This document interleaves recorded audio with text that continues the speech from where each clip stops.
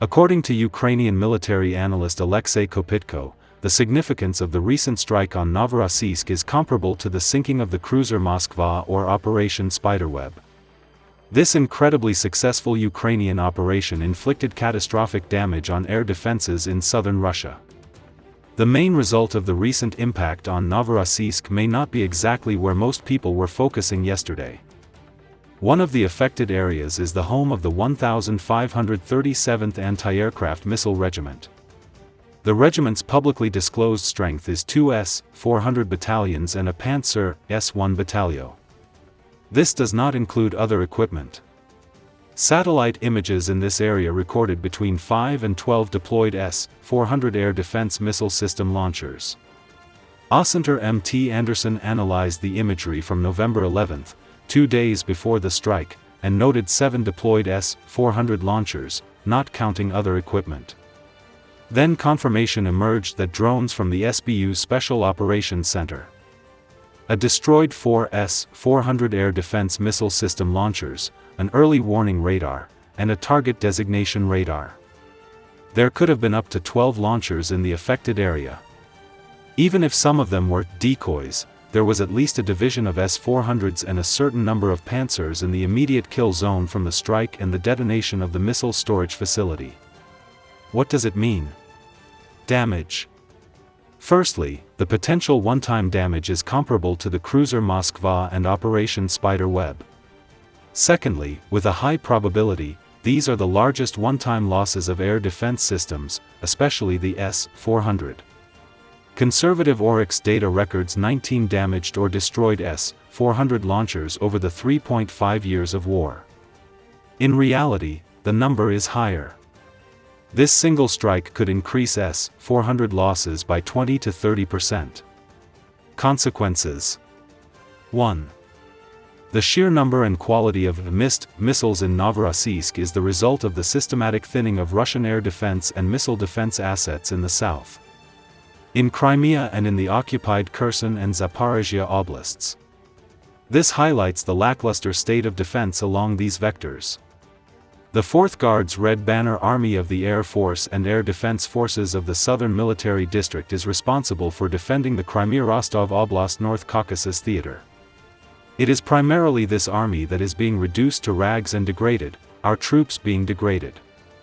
Evidence has been obtained that the super-powerful Russian air and missile defense system in the super-strategic region cannot withstand a combined attack by the Ukrainian Defense Forces at a depth of approximately 430 to 450 kilometers.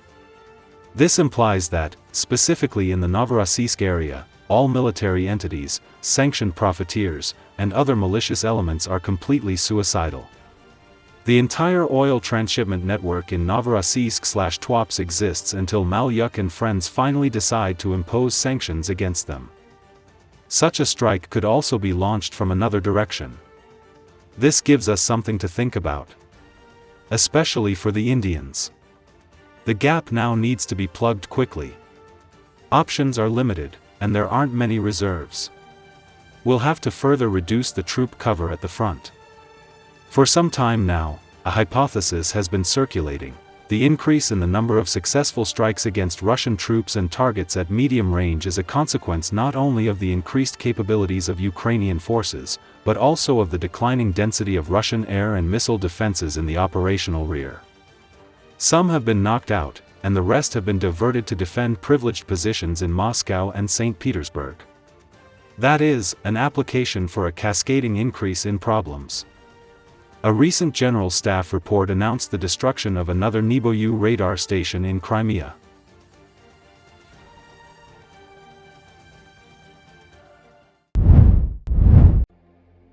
The German government said Monday it's lifting its restrictions on exports of military equipment to Israel, weeks after the ceasefire between Israel and the Hamas militant group. According to Associated Press, Chancellor Friedrich Merz said in early August that Berlin wouldn't authorize any exports of military equipment to Israel that could be used in Gaza, until further notice. That was a response to a decision by the Israeli cabinet to take over Gaza City. A spokesperson for Merz, Sebastian Hill, said that the restrictions will be lifted from November 24. Since October 10, "We have had a ceasefire in Gaza and it has fundamentally stabilized," Hill told reporters at a regular government news conference. "That is the basis for this decision. We expect everyone to keep to the agreements that were reached, that includes the ceasefire holding, that includes humanitarian aid being provided on a large scale and the process continuing to run in an orderly way, as agreed," he added. Hill declined to comment on whether there had been Israeli requests for equipment in the period since the restrictions were imposed, or whether anything had been held back. Once the restrictions are lifted, Germany will examine military exports on a case-by-case basis, as is its standard practice with such exports, he said. Mirza's decision in August was a remarkable move by a country that is a particularly staunch ally of Israel. The Israeli foreign minister welcomed its lifting Monday in a post on social network X. "I call on other governments to adopt similar decisions," following Germany, Gideon Saar wrote.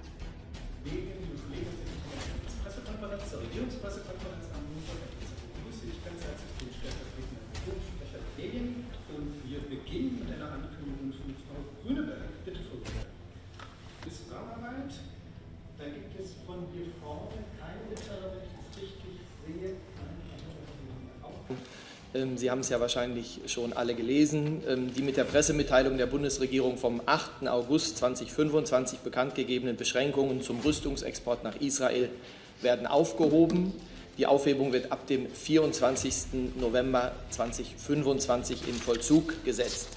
Und Hintergrund dessen ist, wir haben ja immer hier gesagt, wir werden im Lichte der Entwicklungen vor Ort diese Praxis überprüfen. Und wie Sie gerade selber ja schon erwähnt haben, seit dem 10. Oktober haben wir einen Waffenstillstand in Gaza und der hat sich auch grundsätzlich stabilisiert. Und natürlich heißt es, das ist die Grundlage für diese Entscheidung. Und wir erwarten, dass sich alle an die Vereinbarungen, die getroffen worden sind, halten. Dazu gehört, dass der Waffenstillstand hält. Dazu gehört, dass humanitäre Hilfe in großem Umfang geleistet wird und der Prozess geordnet, so wie vereinbart, weiterläuft.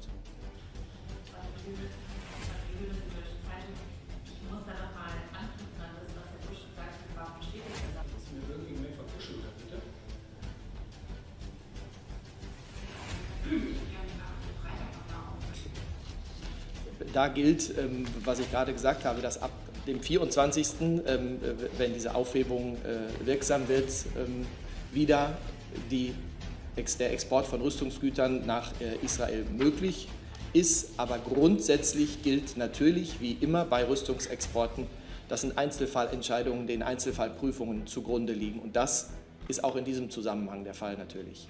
Im Prozess, was angenommen wird oder nicht, wenn Sie den haben, dann kommen Sie doch nach Auskünften. Medienbericht